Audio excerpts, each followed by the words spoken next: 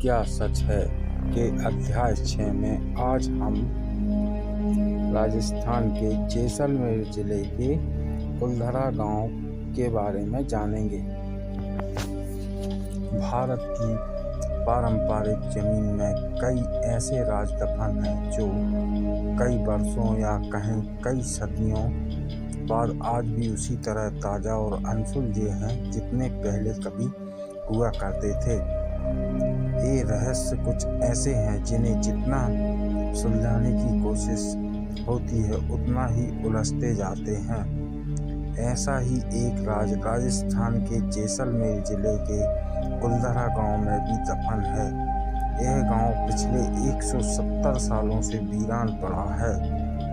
एक ऐसा गांव जो रात ही रात में वीरान हो गया और सदियों से लोग आज तक नहीं समझ पाए कि आखिर इस गांव के वीरान होने का राज क्या था। कुलधरा गांव के वीरान होने को लेकर एक अजीबोगरीब रहस्य है। दरअसल कुलधरा की कहानी शुरू हुई थी आज से करीब 200 साल पहले, जब कुलधरा खंडर नहीं था बल्कि आसपास के 84 गांव पालीवाल ब्राह्मणों से आबाद हुआ करते थे। लेकिन फिर जैसे कुलधरा को किसी की बुरी नजर लग गई। वो शख्स था रियासत का दीवान सलाम सिंह, अलियास दीवान सलाम सिंह, जिसकी गंदी नजर गांव की एक खूबसूरत लड़की पर पड़ गई थी। दीवान उस लड़की के पीछे इस कदर पागल था कि बस किसी तरह से उसे पा लेना चाहता था।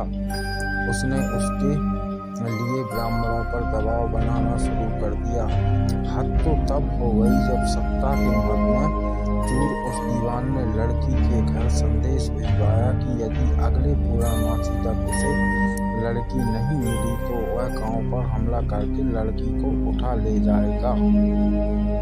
दीवान और गांव वालों की ये लड़ाई अब एक कुंवारी लड़की के सम्मान की भी थी और गांव के आत्मसम्मान की भी। गांव की चौपाल पर पालीवाल ब्राह्मणों की बैठक हुई और 5000 से ज़्यादा परिवारों ने अपने सम्मान के लिए रियासत छोड़ने का फैसला ले लिया।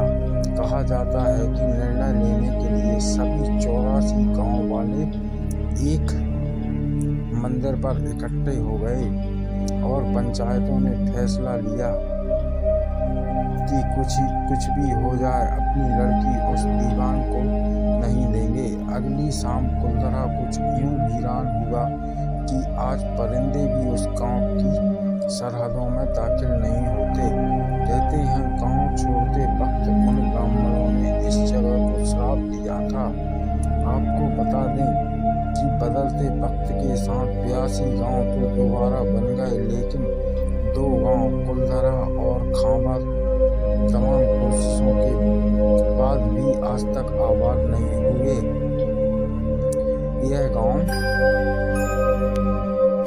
अब भारतीय पुरातत्व विभाग के संरक्षण में है, जिसे दिन की रोशनी में सैलानियों के लिए रोज खोल दिया जाता है। कहा जाता है कि यह गांव रूहानी ताकतों के कब्जे में है।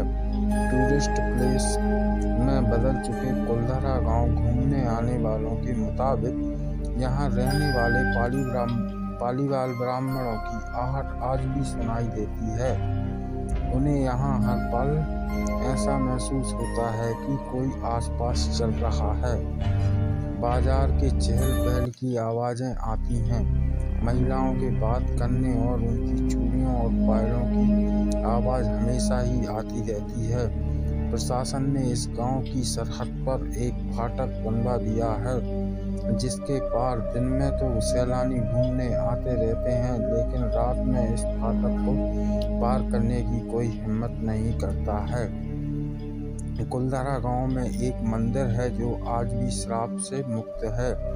एक बावड़ी भी है जो उस दौर में पीने के पानी का जरिया था। एक खामोश गलियारे में उतरती कुछ सीढ़ियां भी हैं। कहते हैं शाम ढलने के बाद अक्सर यहाँ कुछ आवाज़ें सुनाई देती हैं।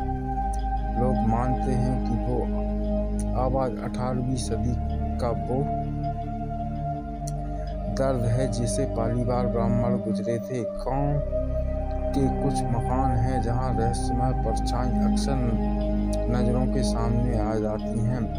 दिन की रोशनी में सब कुछ इतिहास की किसी कहानी जैसा लगता है, लेकिन शाम ढलते ही कुलधरा के दरवाजे बंद हो जाते हैं और दिखाई देता है रूहानी ताकतों का एक रहस्यमय संसार।